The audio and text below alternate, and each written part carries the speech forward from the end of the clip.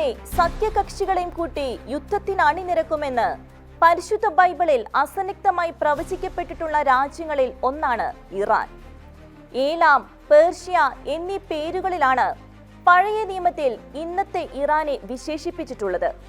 വാസ്തവത്തിൽ പരിശുദ്ധ ബൈബിളിൽ മാത്രമല്ല, 1935 ഔദ്യോഗികമായി ഇറാൻ എന്ന പേര് പ്രഖ്യാപിക്കുന്നതുവരെ ഇറാനെ ലോകം പേർഷ്യ എന്നാണ് വിളിച്ചിരുന്നത്. പരിശുദ്ധ ബൈബിൾ മുന്നമേ പറഞ്ഞിട്ടുള്ള പ്രകാരമാണ് ഇറാൻ ചരിത്ര ഭൂപടത്തിൽ മായുകയും തെളിയുകയും ചെയ്തിട്ടുള്ളത്.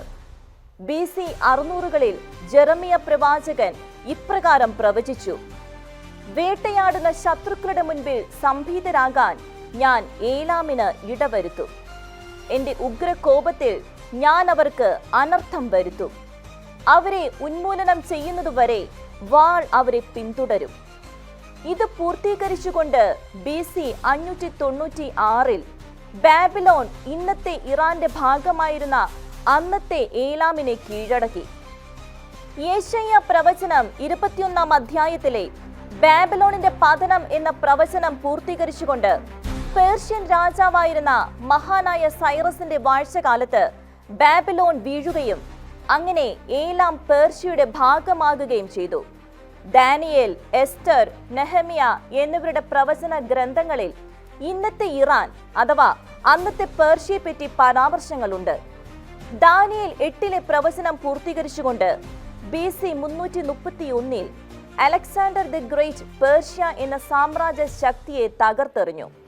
സെലൂഷ്യൻസ്, പാർത്തിയാക്കാർ, റോമൻസ്, ബൈസന്റൈൻസ്, ഇസ്ലാമിക അധിനിവേശങ്ങളിൽ പേർഷ്യ പലരുടെയും കീഴിൽ അടിച്ചമർത്തപ്പെട്ടു.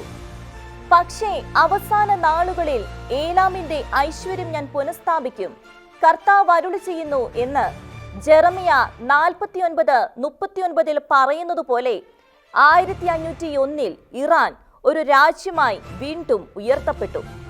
എന്നാൽ 1935 വരെ പേർഷ്യ എന്നു തന്നെയായിരുന്നു പലയിടങ്ങളിലും, പ്രത്യേകിച്ച് പാശ്ചാത്യ ലോകത്ത് ഇറാൻ അറിയപ്പെട്ടിരുന്നത്. ഇനി ഇപ്പോഴത്തെ സാഹചര്യങ്ങളിലേക്ക് വരാം. ഇറാന്റെ നേതൃത്വത്തിൽ ലെബനന്റെ ഹിസ്ബുള്ളയും ഗാസയുടെ ഹമാസും യമന്റെ ഹൂതികളും ഇസ്രായേലിനെതിരെ യുദ്ധസന്നാഹങ്ങൾ നടത്തുന്നു. തുർക്കിയും ഇസ്രായേലിനെതിരെ ഭീഷണിയുമായി രംഗത്ത് വന്നിരിക്കുന്നു. ഇറാന് റഷ്യ ആയുധങ്ങൾ കൈമാറിയ വാർത്തകൾ പുറത്തുവരുന്നു. ചൈനയും ഇറാനോട് കൈകോർത്തിരിക്കുന്നു. എസെക്കിയേൽ 38:5-ലെ പ്രവചന വചനം ഇവിടെയാണ് പ്രസക്തി നേടുന്നത്. പേർഷ്യക്കാരും കുശ്യരും പുത്തിരും പരിചയും പടത്തുപ്പിയും ധരിച്ച് അവരോടൊപ്പം ഉണ്ടായിരിക്കും. തുടർന്ന് 16-ാം വാക്യത്തിൽ ഇപ്രകാരം പറയുന്നു: ഭൂമി മറയ്ക്കുന്ന മേഘം പോലെ നീ എന്റെ ജനമായ ഇസ്രായേലിനെതിരെ കടന്നുവരും. ഈ ഭയാനക യുദ്ധത്തിൽ ഇസ്രായേലിനെതിരെ യുദ്ധം നയിക്കുന്നവരുടെയെല്ലാം ദയനീയ പതനമാണ് എസെക്കിയേൽ 39-ാം അധ്യായത്തിൽ വിവരിക്കുന്നത്. ഇന്നത്തെ യുദ്ധ സാഹചര്യങ്ങൾ ബൈബിൾ പ്രവചനങ്ങൾ പഠിക്കുന്ന പലരിലും മേൽപ്പറഞ്ഞ വചനങ്ങളുടെ സ്മരണകളാണ് ഉണർത്തിയിരിക്കുന്നത് എന്നതിൽ അതിശയമില്ല. സങ്കീർത്തനങ്ങൾ 83:4-ൽ പറയുന്നത് പോലെ, വരുവിൻ, ഈ ജനത മുഴുവനെയും നമുക്ക് തുടച്ചു മാറ്റാം. ഇസ്രായേൽ എന്ന നാമം മേലിൽ ആരും ഓർമ്മിക്കാതിരിക്കട്ടെ എന്ന് അവർ പറയുന്നു എന്ന പ്രവചന വചനം അക്ഷരാർത്ഥത്തിൽ നിറവേറ്റിക്കൊണ്ട് ഇറാന്റെ നേതൃത്വത്തിൽ ഭീകരവാദ പ്രത്യയ ശാസ്ത്രങ്ങൾക്കായി കരങ്ങൾ കോർത്തിരിക്കുന്ന രാജ്യങ്ങൾ ഡെത്ത് ടു ഇസ്രായേൽ മുദ്രാവാക്യങ്ങൾ പരസ്യമായി മുഴക്കുകയാണ്. യുദ്ധകാഹളം മുഴങ്ങിക്കഴിഞ്ഞു. എസെക്കിയേൽ പ്രവചനത്തിലെ മഹായുദ്ധത്തിനാണ് ഇപ്പോൾ കളമൊരുങ്ങുന്നത് എങ്കിൽ യുദ്ധത്തിൽ ഇസ്രായേൽ അവിശ്വസനീയമായും അത്ഭുതകരമായും ജയം നേടും എന്നത് തീർച്ച.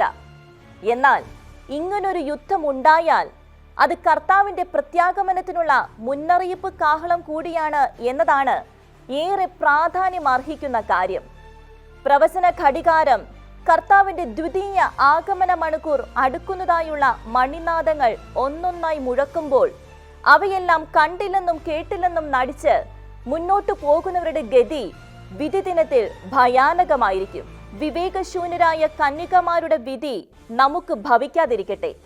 ഇതെല്ലാം കണ്ട് കാലത്തെ വിവേചിക്കുന്നവർ വിവേകവതികളായ കന്യകമാരെ പോലെ ഇപ്പോൾ തങ്ങളുടെ വിളക്കുകളിൽ എണ്ണയൊഴിച്ച് കർത്താവിന്റെ വരവിനായി തങ്ങളെ തന്നെ ഒരുക്കട്ടെ.